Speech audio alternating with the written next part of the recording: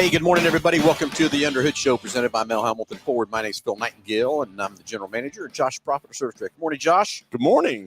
Beautiful day out there in the world of Wichita, Kansas right now, and probably everywhere, right? Sunny and 70, as Josh says. Somewhere it's sunny and 70, just not right here. We don't have either, Josh. We don't have 70. We don't have the sun either. It's all a state of mind. Okay. Got you on that. Hey, it's a call-in show, 316-462-3673. Anything ailing your car, tires, brakes, batteries, anything you want to talk about in the automobile world, anything you want to talk about in the racing world. Love to hear from you. Love to answer your questions. And as always, give away the great price package valued at over $130 for each and every caller. Only show I know you get paid to call in on. So we'd love to hear from you. And as always, Josh, what's in the package? So we're going to mail it out to you, but it's going to consist of the Works, which is an oil change and tire rotation. We use Motorcraft oil and filter products here at Mel Hambelton Ford. While we're performing that, we're also going to complete a multi-point inspection on your vehicle, checking over the brakes, tires, steering, suspension, all the safety-related components. You'll receive yourself $10 to Mel's Diner so you can get yourself something to eat and drink while you're here with us at the Big Corner. Complete nitrogen for your tires so you get all the great benefits that nitrogen has to offer. And then a BG products package, which consists of a can of MOA or motor oil additive for your engine oil, and then a can of CF5 for your fuel system. Again, just getting that vehicle geared up and ready to go for that next 5,000 miles of driving. All right, let's see who we can get on the phone here first. 316-462-3673. Anyway, Josh, all kinds of exciting stuff happening here in the store with our new detail shop. Kicking things off over there. Got things kind of dialing in pretty good from that part. And looks like we got our first caller coming in the show here. So we'll get Jordan on the line here first. I wonder if that's who I think that is. What do you think, Josh? Couldn't be. Nah, could not be. He don't get up this early. I'm almost certain of it. Yeah, I'm sure. He must have couldn't sleep or something when he got up that early. So we'll get Jordan on the line here in just a little bit from that part. So anyway, the new detail shop, it's the Mel Hambelton Auto Spa, and we're getting it kicked off over there. And we are doing some new things over there. We are doing what we call ceramic coating, and we're doing what we call paint protection film.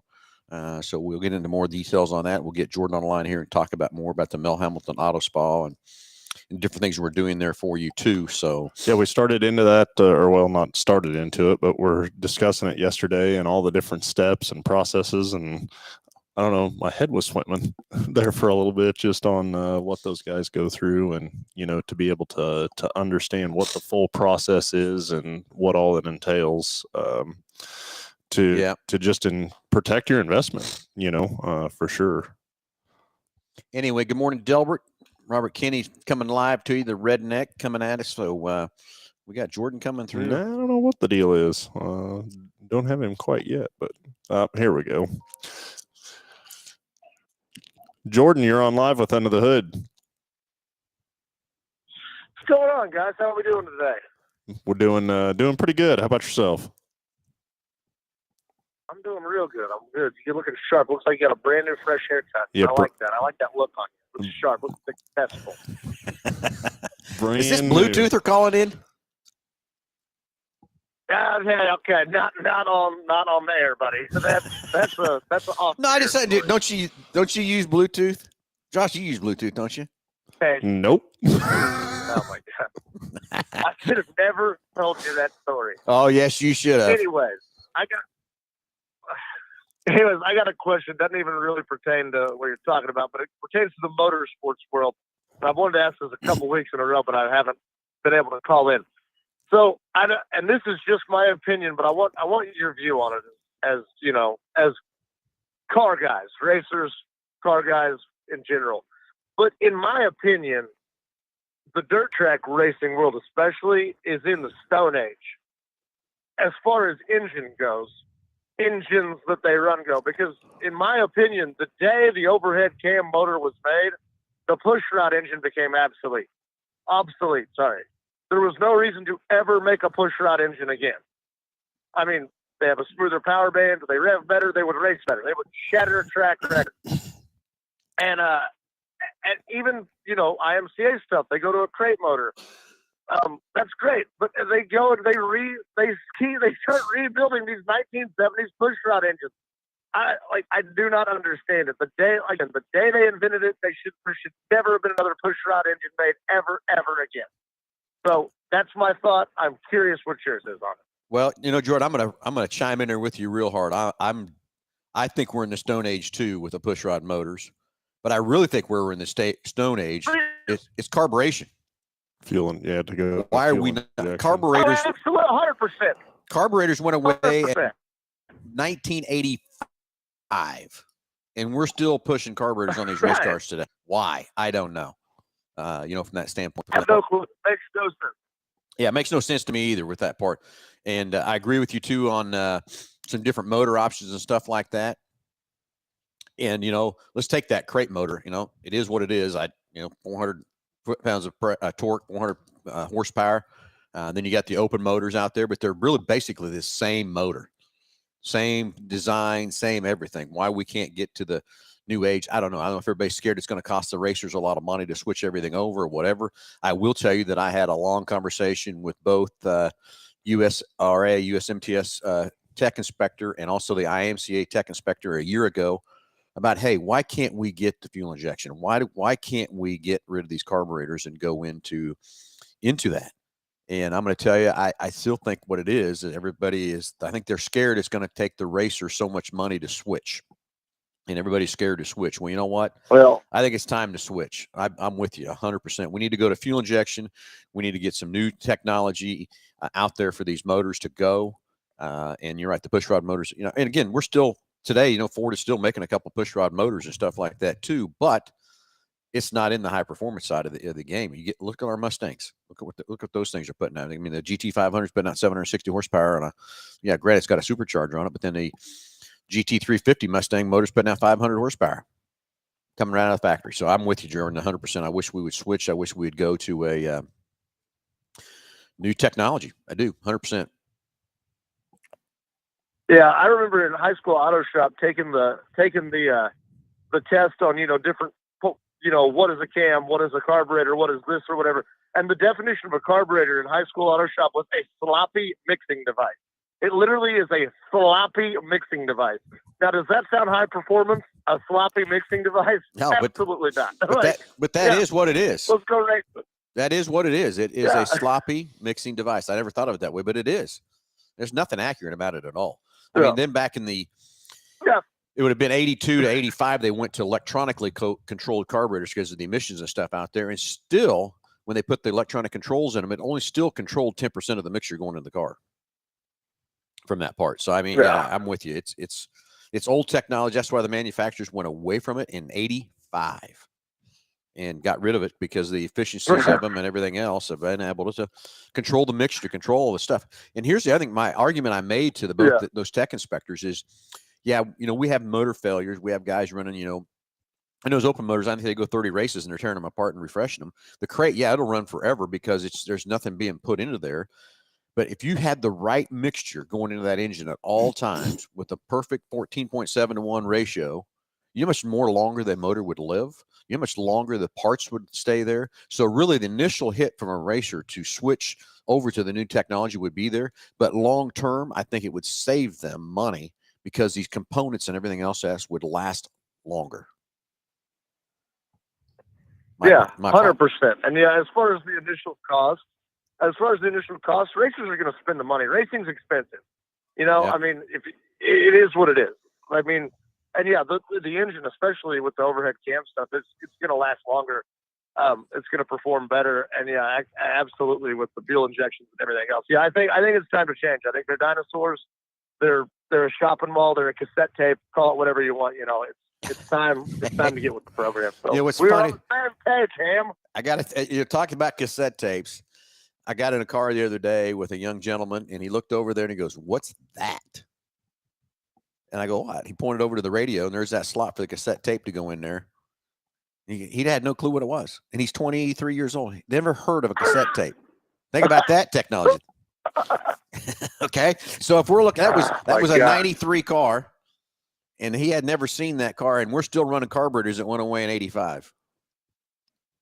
How about that? Almost 40 years ago. 1985 is almost 40 years ago. 38 years ago. Yeah. Crazy. All right, so let's get a debate going. Who else wants to chime in with Jordan and I on this old technology on the race cars? Let's get them on the phone. Let's get your opinion, what you think of that on that part. We need to call some people out. That's what we need to do. What do you think, Jordan? I like it, Phil. I like it. Yeah. All right. Well, guys, I'm getting ready to pull up to Botanica. I got to cook some food for these folks. But, yeah, I'm going to listen to the show. And, yeah, I'd love to hear some opinions on this because I've had this opinion for a while. And I'm it with sounds you. like you and I are on the same page. So, yeah, let's hear it. Let's hear some more comments. All right. Racers, You let's guys go. have a good- Jordan, go cook some good food, and we'll talk to you soon, buddy. All right, bud. See, man. Bye. Okay, we got another caller coming in the phone here, but yes, I want to hear from everybody else out there in the racing world about the carburation and new technology and everything else from that part. What's your opinion? You heard Jordan and I's opinion from that part. Like I said, about a year ago, maybe it's even 2 years ago. I don't know, time flies and you're having fun. That I did, Josh. I went and called IMCA and I called USRA, said, hey, when are we going to move in the new technology? When are we going to get in the new world? So, and for me, it's more about what puts it more on the driver. You know what I'm saying? What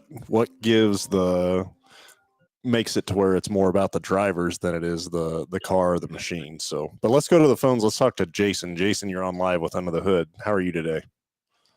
Good morning, guys. Good morning. Hey, so last week you were talking about how important it is, to bring your car into an actual certified service provider like yourselves. And I'm a truck there last week getting it serviced, and they noticed a oil pan gasket leaking around the oil pan. But the downfall is that part's on back order for 2 months. Yeah. My question to you is am I okay driving that truck? Yeah, so an oil leak is that really? I mean, as long as it's not leaking on, as long as it's not gushing out or running out, pretty extensively from that side of things, or leaking onto something, exhaust manifold or something that potentially could ignite or catch fire or something like that, and we're staying full of fluid.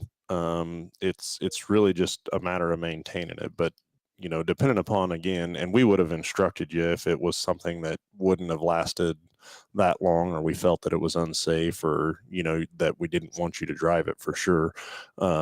And then it's just a matter of when the part is in, or we are able to get back to it to be able to clean the area real well and just make sure that the mess is basically taken care of or cleaned up from that side of it as well. And I will say parts are definitely an issue. That is something that is for sure getting better. But there are occasional just some things here and there that, man, you would think it'd be simple and easy to get, and you can't, from that side of it too. But we would have definitely looked at it from that side of things. And if it was something that we didn't think that you could drive it until then, we would have made other arrangements for you for sure. So.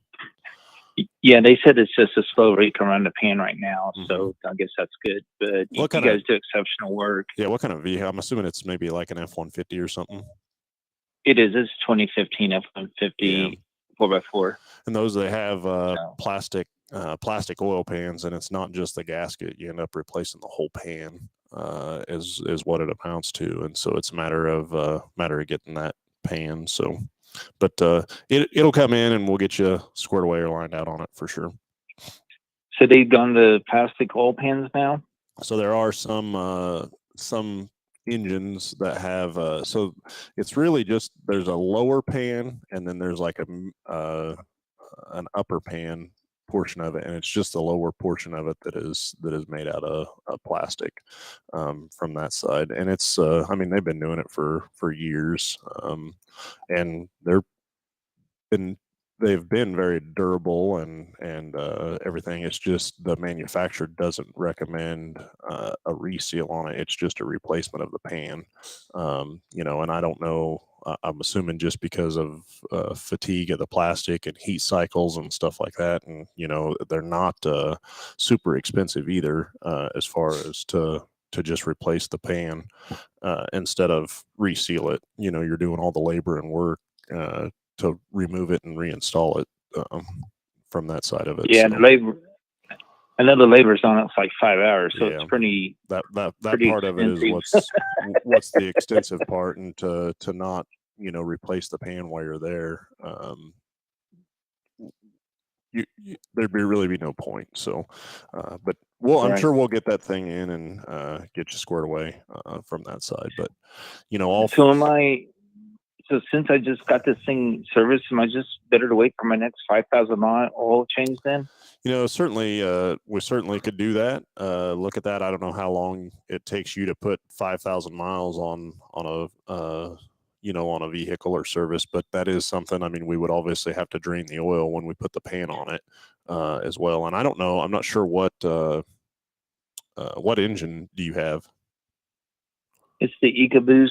I think it's the 2.7? Yeah, so there's a 2.7 and a 3.5 EcoBoost yeah, on that. it's the 2.7. And there's even, as part of the procedure to replace the pan, they actually have you let the vehicle set for multiple hours so it gets all the oil down into the pan, so that when you put the RTV or silicone back up in there, when you're putting it back together, that oil doesn't drain into that silicone and Gotcha. basically contaminate the new seal from that side of it. And so that is something. I mean, we would change the oil, we wouldn't change the filter when we did that, but yeah, doing it at a service interval is not going to hurt anything a bit, as long as again, it's not becoming a major issue or you're leaving oil everywhere.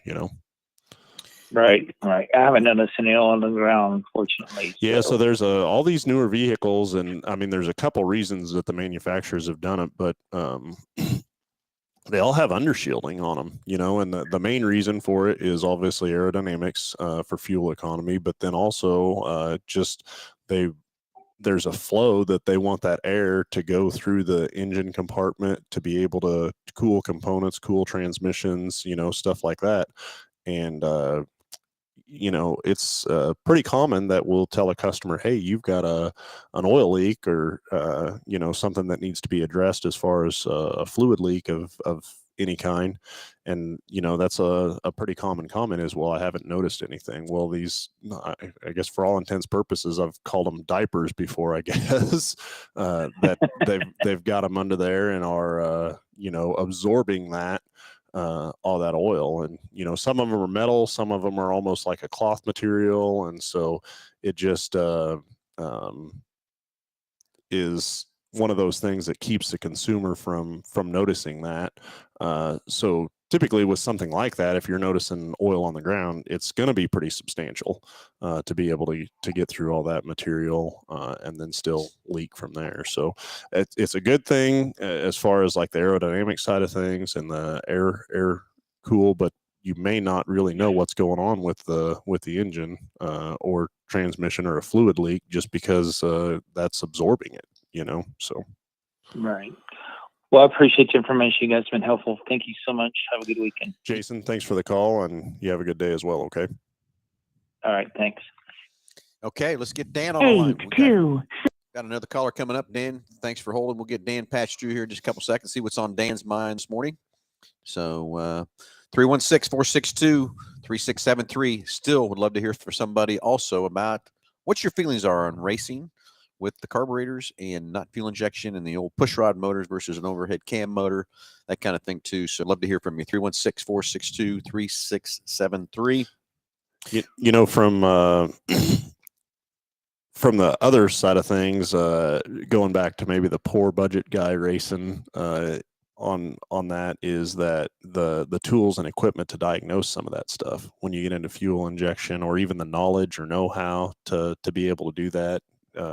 Getting into having to pay somebody to produce that or to figure out what's going on with it. I don't know. There's I'm sure a lot to be said one way or the other, but I want to know from a driver's standpoint, what makes it easiest like traction control.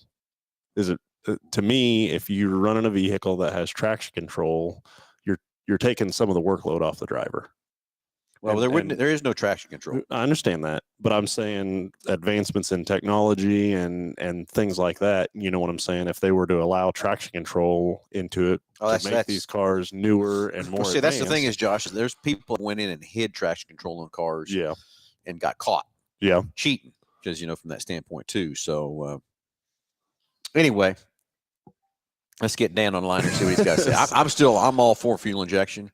Josh, and I'm going to tell you, it's kind of a deal out there on the carburetors and stuff too, is a lot of people don't know how to adjust a carburetor either. Yeah, would agree with that. would agree with that. Dan, you're on live with Under the Hood. Go ahead. Yeah, you guys were talking about carburetors earlier, and I can remember being a teenager, and we used to turn the lids over on those Chevys, on the 350s and 400s. You love that sound when you get on it. Yeah, I did that When too. that quality would open up. It seemed like it was faster. I don't know whether it was or not. Before that sound, I like that sound. Well, I think we thought it was Heck yeah, faster, it was but faster. but I don't think it was. Yeah. But it sure make a lot of noise, though. Yeah, I still remember in Halstead, where I was born and raised up there, the old international dragway out west of town. We'd always drag race out there and stuff, and that's one thing guys would do to come race me and stuff. They turn that air cleaner over. I even had one guy one night cut his AC belt off, thinking it was going to give me some more horsepower to get going. Oh wow. Okay, so that kind of thing too. So it's kind of like the cold air intakes today we have on these cars, and from that part, it does sound better, does sound like you're going faster and everything else like that. But if you don't do anything to the tune and you don't do anything to the exhaust, she ain't going to go any faster. Well, and Right, so exactly. the other side of that is, you may be adding 2, 3, 4 horsepower, 5 horsepower, but feel of the pants, like what do you think it takes to actually feel it in the seat? I bet it's at least 50 horsepower before you can. For the average driver, I agree. At least 50 to feel something. And I think even that's a perspective, is kind of where your baseline is, where you're starting, and what you're, how much you're adding, because 50 horsepower at 200 is probably a substantial difference, but 50 horsepower at 800, maybe not as noticeable, I guess, from that side of it. So, but yeah, Dan, you're all right. I remember the very first time my dad turned that air cleaner over on there and we took off. Boy, how did we thought we were flying. Yeah, I know. I'm telling you, it was noisy. I liked it. I just want to share it with you guys. Nah, I appreciate the phone call, Dan. That is some fun. Turn the old air cleaner over and go. For sure. Yeah. Yeah, and thanks for your good service yesterday. I appreciate it. Well, thanks, Josh, too, also. Yeah. Thanks for coming in yesterday, Dan. Good to see you, buddy. All righty. Have a good weekend. You too, Dan. Thanks for the call. Bye. All right. All righty. All right, 316-462-3673. Hey, let's get the phones ringing. Love to hear from you, but we still need to hear some more debates. Carburation, fuel injection in the racing. Well, let's go to drag strips. I guarantee you on drag racing, there's hardly any carburation going on out there compared to fuel injection out there today in the drag races. The drag racing world's caught up to it. So, okay, drag racers, let's talk. Have you guys been racing for a long time and you went from carburetor to fuel injection? Let's hear from you. What changed? What made it different? What happened with your cars when you did that on the drag racing side? So let's not worry about just the dirt track side, but let's get some dirt trackers out here. Let's find out what you really think about the carburation versus fuel injection and dirt track, drag racing, whatever it might be. Love to hear from you. 316-462-3673. Anyway, Josh, the other thing I would think, Holly's got those fuel injection cars, carburetor, throttle bodies and that kind of thing out there. So that's the next thing is really when you go to the dirt track side of this thing, and is it throttle body injection? Yeah. Is it port injection? What kind of injection systems would they allow or run or whatever from that part too? Even going just to a throttle body injection, I mean, you're still going to have so much more precise fuel mixtures and everything else from that part of fuel put in the right mixture, because you're going to have an oxygen sensor. It's going to read how rich and lean it's running. And then you're going to have, at least a map sensor on there. You're going to have a throttle position sensor on there. I think that's the basic things you'd have to have. Yeah, I mean, to do it right, I think you're going to have to go to multi-port injection for sure. But, if you're talking about just making changes and advancements slowly, I guess, then yeah, the throttle body injection would probably be the way to go from there. Yeah. And I think too, from an expense wise, it wouldn't be astronomical to make that change. And that's my whole thing. I know I'd have to go look and see what a carburetor costs today. And that's my next thing is, wouldn't the longevity of a carburetor and the maintenance of a carburetor versus fuel injection? Okay. That's another thing. Because every year my carburetors go back to my carburetor guy. He goes through them. Yeah. And I spend up $1,100, several $100s on each one of them carburetors to get them cleaned and redone through the year. Fuel injection, you wouldn't have that. The only thing you have to do is make sure you got the fuel out of them so it wouldn't set over the winter, but it's no different than a carburetor. But you wouldn't have that expense, in my opinion. And then what I'm saying back to the, checking them out and diagnosing them stuff, I would think that there would be a way very simple with that, just that few sensors on there. If you had a oxygen sensor, a map sensor and a throttle position sensor, I think is about all you would need to get a base system set up and running from that part. I'm not sure if there's more to it than that or whatever, but I think that's all you'd have to have is a throttle, map, and oxygen sensor. But then the next thing gets into it, you're going to have an oxygen per side. You're going to have an oxygen, you know. Well, you yeah, know? yeah. So yeah, you definitely want one per bank, I guess, from that side of it. yeah, exactly. So, hey, anyway, 316-462-3673. Love to hear from you and anything ailing your car, tires, brakes, batteries, or if you just want to talk about this debate on the new technology in cars, love to hear from you. So anyway, we're waiting on some callers to come in. We talked a little bit about the Mel Hambelton Auto Spa. We just got it opened up and going. We're working out some of the kinks and all the processes and everything going on over there, but we're going to be we've opened up the state-of-the-art detail building over there where we're going to, of course, do details, of course, for our used cars. And we're also going to offer some retail details for some of our people driving on the service drive. But the other thing is ceramic coating. And there's a lot of myths out there about ceramic coating, in my opinion, everything else like that, too. And I will tell you, Josh, I learned a bit yesterday. We're sitting down with the guys going through because I don't know 100% of everything about that ceramic coating, what it takes and all that kind of stuff, too. But there's people out there advertising ceramic coating that, as you talked to our guys yesterday, it looks like it's just a wipe on, wipe off deal. Is that better than not doing anything? Yeah, that is better. But is it really the right thing to do to protect your paint and stuff like that? I guess I learned yesterday it's probably not, is it? Well, and what I got out of it more than anything is the ceramic coating side of it is probably the easier part, to actually apply the ceramic coating. But what you have to do in preparation to get to that point to ensure that it adheres, for the long term and the best for the vehicle and the investment. And then also just in application itself, it's very critical that it's applied in a correct manner because you can actually damage the paint, from that side of it. Well, and that's where when it's done incorrectly.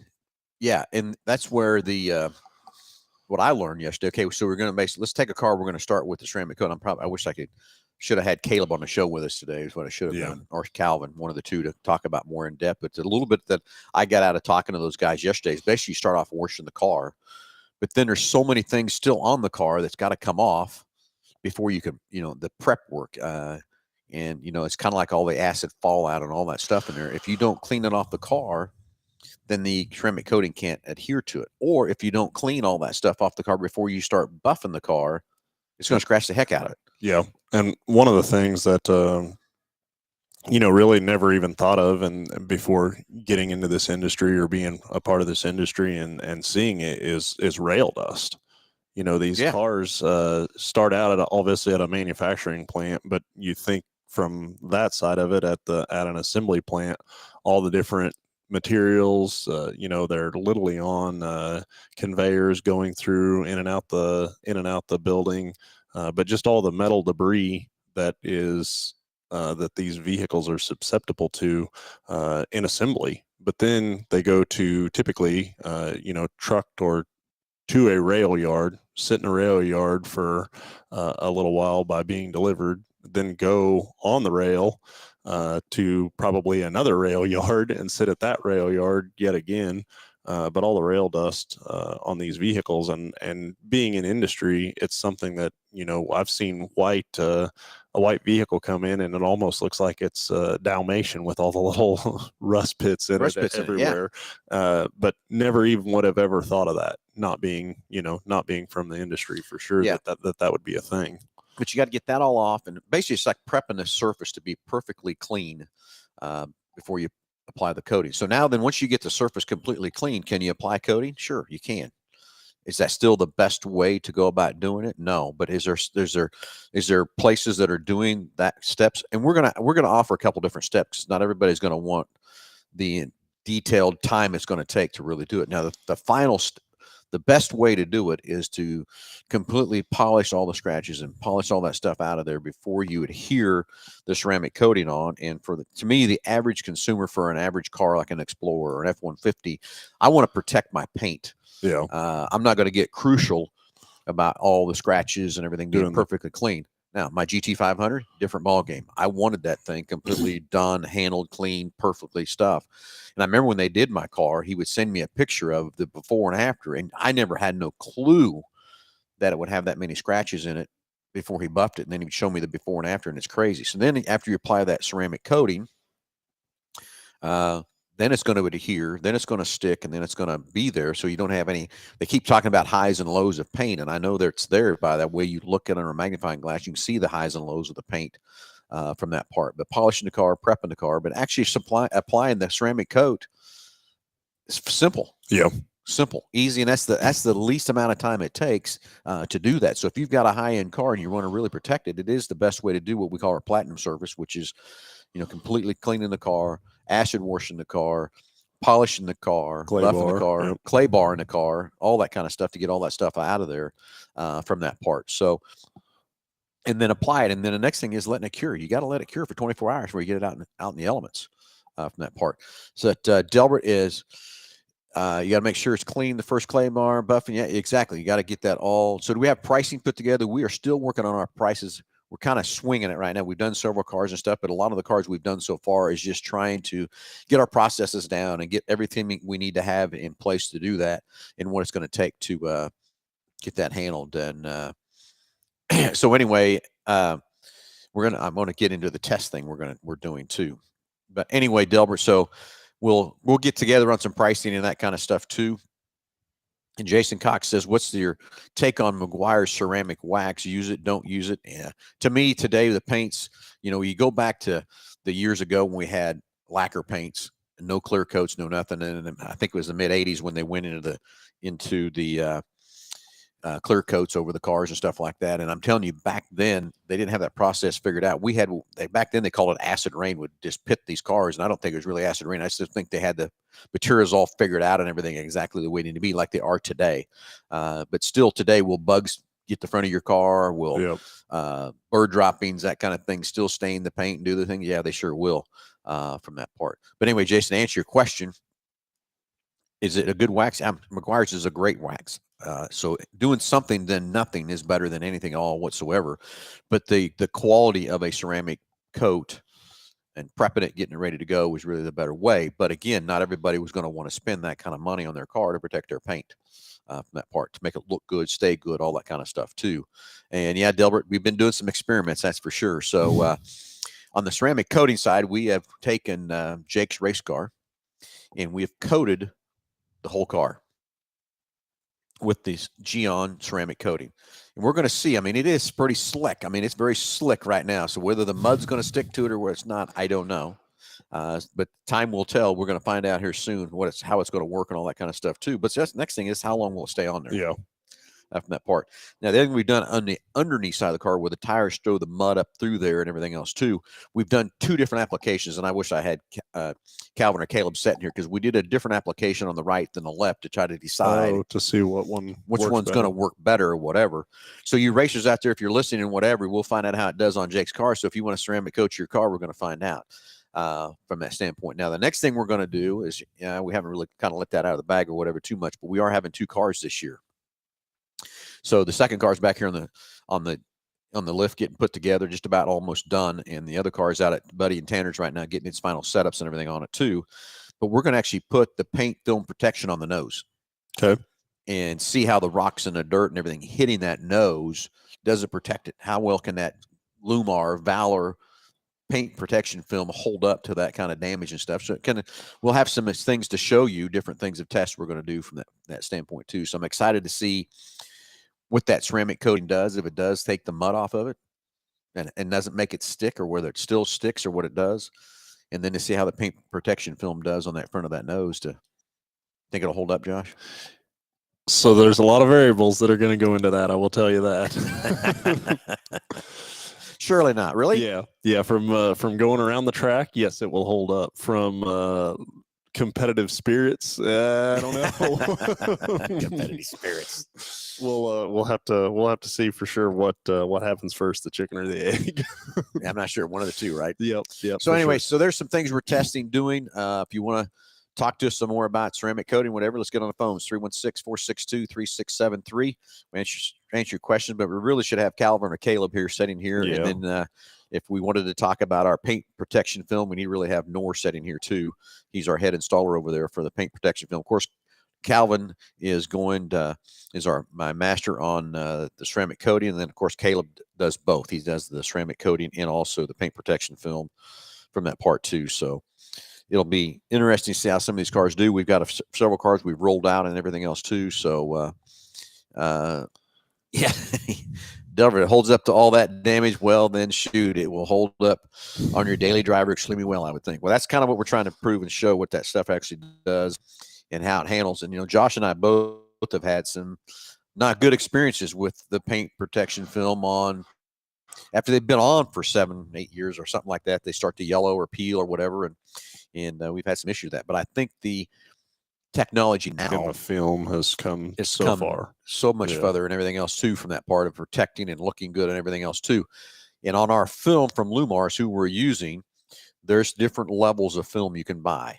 And I didn't buy anything but the best. I don't want someone to have a bad experience after we put some paint protection film on the front of your car. And that paint protection film, I'm telling you, is from rocks, chips, all that kind of stuff. But we can do the whole front of the car. We can do the whole car if you want to. Yeah. And then do the headlights. We can do door edges. We can do all kinds of things for that paint protection film. And I'm telling you, when you walk up to the car today after they prep the car and all that kind of stuff, you can't tell that's in there. On there. You can't tell it's there. And it's kind of neat to watch Caleb and Nora walk up to a car that someone else has done a PPF job on and pick it apart. Yeah. Or what they did wrong, what they did, and all that kind of stuff too. And it's just like the Land Rover we did. They'd done a front nose half or whatever, and they cut the paint. That's a first bad thing. I mean, that's the reason that you're putting it on, is to protect the paint, and then you turn around and go and use a razor knife on it and cut the paint. Yeah. So the technology we're putting into these things are going to be great technology. And I'm going to tell you, it's just kind of like I've said, we're not going to be the cheapest, because that's not what I'm trying to do with this new detail shop out there. I'm trying to give you a great quality repair to protect your investment. If I'm going to put cheap products on your car, it's not going to help. It's not going to last or anything else from that part too. So anyway, we'll have to get Calvin and Caleb and Nora on here one day to kind of go through the stuff. Maybe we got to take the ceramic coat one show and take the other one the next show and stuff like that too. Who knows? Maybe we need to go do the show out there and show the guys doing the work behind us as we're working on the cars and stuff too. That might be kind of fun to do too. So Delbert wants to know what's the warranty that it has. And I'm trying to remember with the Lumar film, I believe, don't quote me, but I'm pretty sure I'm right when I say this has a 12-year warranty. 12 years, yeah.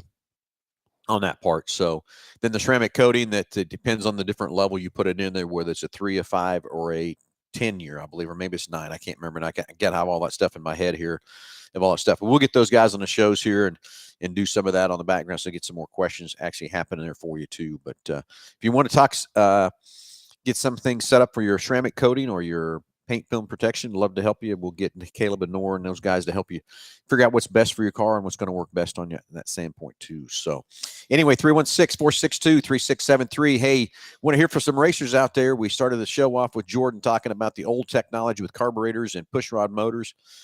What's your guys' thoughts? I think we need to get out of the Stone Age. I think we need to move into fuel injection, and even if we just got to fuel injection. Yeah.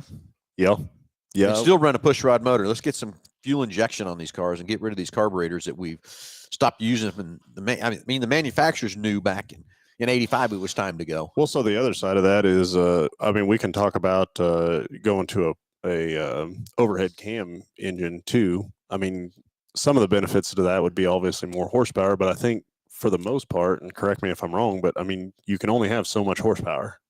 You got to be able to apply it to the ground. That's where the difference is, right? So, I mean, having overhead cams, 1,000%, Josh, is getting the power to the ground.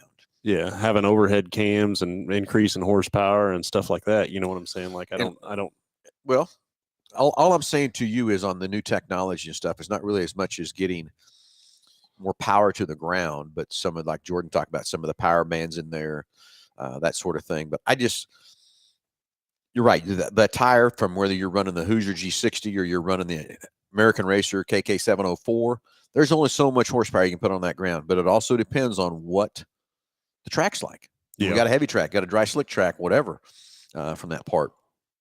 And too much horsepower. I still remember way back when I first got this was in 15, I was just getting started into the dirt track racing again with Jake. And I remember talking to a guy and he said, oh yeah, I got 900 horsepower in my car. Okay.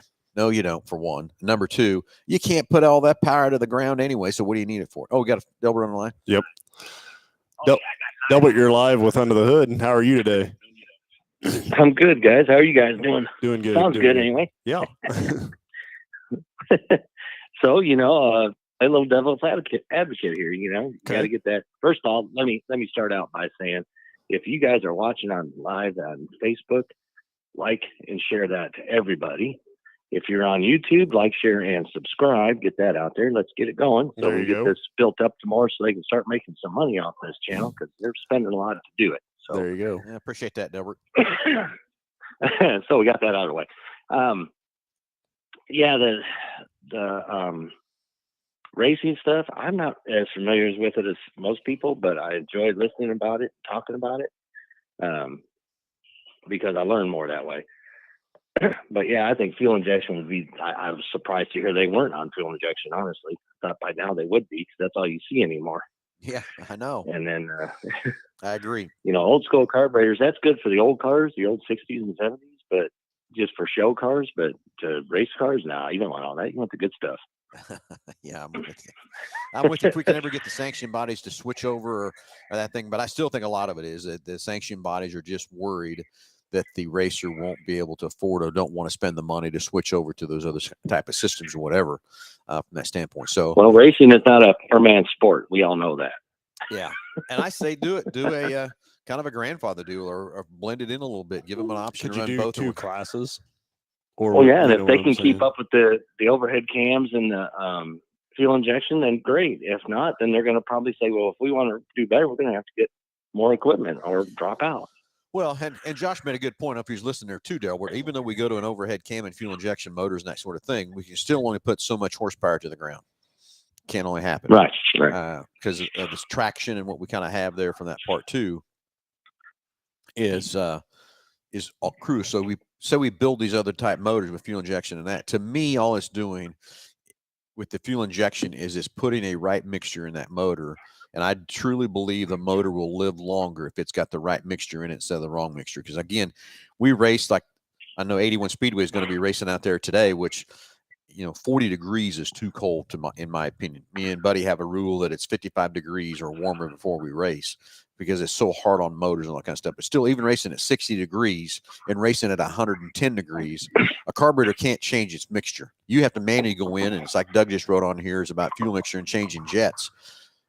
That's a guess of what you're doing. If you're too rich, too lean, if somebody makes it, either way, you're damaging your motor. If you're running too rich or if you're running too lean, they say lean is fast, which I agree with that too, but then you're going to burn stuff up. Yeah. You're going to get hot and burn stuff up. Yeah. You run too much fuel. That's like just putting pure alcohol through without any mixture to it.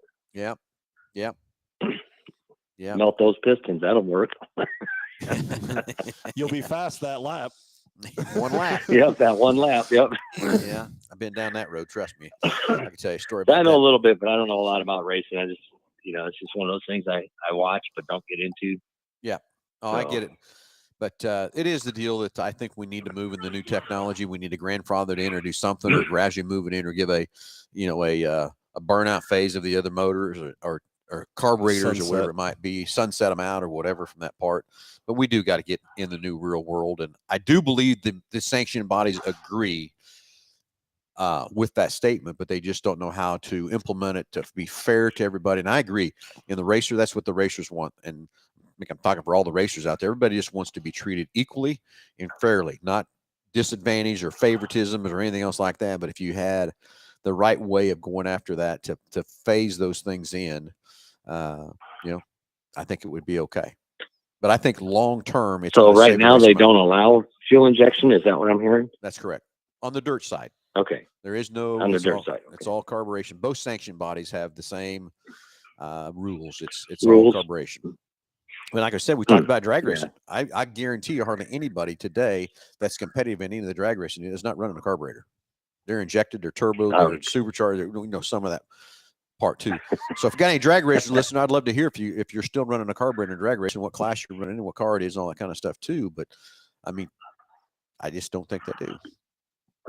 So I could be wrong. I could be totally wrong on the drag race side because I'm not familiar with that bunch. But I just know the cars that I see and whatever. Yeah, there's no carburetors on those cars. No carburetors from that part. I don't know if you read my comment about getting those guys in here and doing a separate show for that. I think that'd be an awesome show. Yeah, to I learn do about the ceramic coatings and Yeah, get them out there. Of course, that's going to take them away from their job for an hour or so, but that's okay. I'd rather could take pay them, off in the end. I'd so to rather speak. take them away from the job and show and People be more educated. get more educated on what ceramic coating does and all that kind of stuff too, and get them the right products on their cars to protect them. And everybody's application is different. It's kind of like we're sitting there talking to Caleb yesterday, and he goes, well, first question I asked him is, what are you trying to accomplish? And I agree with that. But the whole problem with this is so many people don't understand what they want to accomplish or what the options really are out there for them and what is the best thing for their car. And it's different to me. It's like if you take like your Fusion, Delbert, that you have, there's a great ceramic coating practice we can do for your car to protect it. Now, my GT500 that I'm going to keep forever and ever and ever, that's a whole different process again there too of what I want to Are do. you saying I'm not going to keep my car forever and ever and ever? I don't think so. Don't think so. Probably not the way I drive it. But I would think if you're doing that experiment on the race car for that, I drive about 45,000 miles a year all over the city in Oklahoma City. So, I'd be willing to, now, for a discount, not a freebie, but what I'm going to tell you, come Delbert, out there and let you put that on there and we'll see how it works for a year.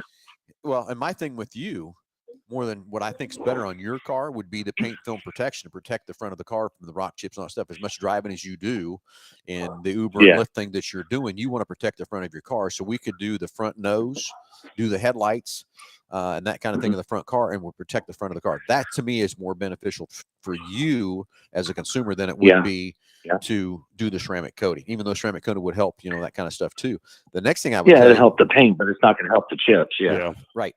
So now let's go to the next step with you. Windshields. Windshields are getting so expensive again because of all the technology stuff. Oh God. Yeah. Mine's got a camera in it and all kinds of stuff. So we're working on a product that will wipe on the windshields. It will help, but we're also going to get into doing a film on the windshield, kind of like you see it on NASCAR as they peel the film off instead of washing the windshield. We're going to have a film eventually that we'll be able to put on the windshield to help from rock chips and stuff like that too. So that's all still stuff coming down the road and everything else too to help from that part. I mean, if you think about it, they've already got a film that holds the two pieces of glass together. So, and it stays clear for years and years and years and years. So putting a film on the outside doesn't sound like a bad idea. No, it really doesn't. Doesn't at all. No. So, because that's something you can peel off and replace pretty easily without having to change out a whole windshield for $1,000, $1,500 or whatever. Yeah, agree 100%. So anyway, Delbert. But in my case, as far as rock chips, I've already got one that's halfway up the hood, which is kind of unusual. But you get them up there as far as they go. Yeah, and that's the next thing we just talked a lot about yesterday too with the meeting with the guys is, putting paint film protection on a brand new car is pretty self-explanatory. But you take a car like yours, it's got a few chips, a few rocks, and all that kind of stuff. The process changes. What we need to do there. Do we first fix the chips and let that paint cure and then put the paint film on, or do we just put it on? But you got to remember, if you've got a little dent or you got something in your hood and then you put the film over the top of that, it just magnifies it. So instead of being the size of a dime, now it's the size of a quarter. Exactly. Yeah. So there's all kinds of ideas and things we have to do, and that's why we kind of on a new car pretty. But the good news is even if it does magnify those chips, for example, in my case, it's still going to protect the rest of it better than it would be protected without it completely. So 100%. You're going to save in the long run, keeping that nose looking better for a longer period of time, even with one or two chips in it or scratches or whatever the case may be. Yeah, it's like yesterday we were walking our trade-ins and trying to decide what we're going to do to recon them and stuff. And I tell you, every car we looked at had bugs just all over the front of it and stained into the bumper to where, we're not going to have to paint some of those bumpers to get rid of the bug stains and things that's on the front of those cars up in that part. And it's just a natural thing. Mostly because people don't wash them off very well. Yeah, well, that's very true. Very true too. Keeping the cars clean and all that kind of stuff and everything else from that part. So that's the next thing that the ceramic coat's going to do. That's going to help protect that side of the point if you don't keep them clean as good as you can or whatever, and that sort of stuff too. So all kinds. I use a ceramic coat in the front, and I do it about every month because it just wears off so fast, that spray on stuff. But it does help, so keeps the bugs from getting on there so bad. Yep, I agree. I can't scrub them off. So. Yep. Well, okay. Hey, Delbert, when do you want to come to Wichita? Well, whenever you guys can get an opening, that's going to take, because it's going to be an all-day deal on that. All right. So when we get off the show, Josh, will you call Delbert, get him his appointment set up on his Fusion? Yep. Get you in here and get you going. Glad you got it out of the body shop. Glad the pictures look good, Delbert. So glad you got it out of there. And Yeah, it everything. looks really good. He spent an extra 2 days on getting that paint because it's a 3-tier tip paint. So yep, they only use this paint color in the 2020 model years. I think they used them in Lincoln's too, but I can't remember. Yeah, For sure. I looked 2020, that I up a think while back. it was right now it's called Rapid Red, but I think in 20 was it called Man, you Oh God, I just looked at it yesterday. But the code's D4. RR is the Rapid Red paint code. So, and they did that RR for all the years prior to 2020. Yeah, they did. I know why they changed. I don't know. It's just a little bit because that's the color of my 500 is Rapid Yeah. Red instead of God. What was the color before that? and it's just a little darker. Yeah, it is. Just a little darker. Yep. The Rapid Red, not a whole lot, but you get them side by side, you can tell the difference. So just driving down the road, you can't tell the difference. Yep. Exactly. So, well, okay, Delbert. We'll And call the main you. reason I found that out is because I was looking for a door just to replace that door and make it easier, but couldn't find anything because there's only that one model a year. Oh, I see what you're saying. The right color and stuff. Yep.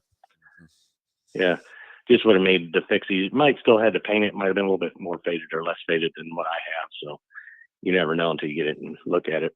Yeah, exactly right. But no, he did a fabulous job. He's been doing. I've known the guy since 1986, so we've been friends all this time. I don't trust anybody but him with my vehicles. Don't blame you there. I understand that too. You always got to build a relationship with your repair shop. I get it 100%. So, well, he taught me how to do some body work in that, and he was getting ready to teach me how to paint. And both our wives decided that we weren't needed within a week of each other, which is funny. But yeah, that's kind of like I told those guys yesterday on that paint film protection. If you want me to even wrap a headlight, you better give me a whole roll of that film because I'm going to screw it up before I get one right.